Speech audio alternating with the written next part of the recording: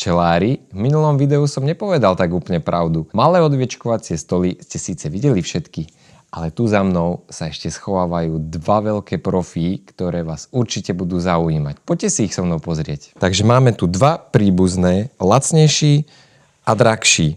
Tento je celonerezový a tento je položený na takomto ráme. Najskôr si povedzme, čo je hlavná výhoda takýchto veľkých odviečkovacích stolov.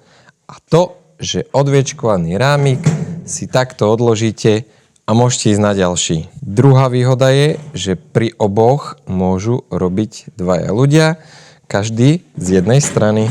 Čo majú spoločné? A to výškovo nastaviteľné nožičky, jeden tu, druhý tu, takže si presne prispôsobíte výšku, aby sa vám čo najlepšie odviečkovalo. Oba stoly majú výpustný ventil, takže keď sa vám v nich nazbiera med, tak ho jednoducho vypustíte. Tento drahší celonerezový stôl má cedidlo po celej dĺžke a tento lacnejší ho má zase polohovateľné, že si ho viete trošku prispôsobiť.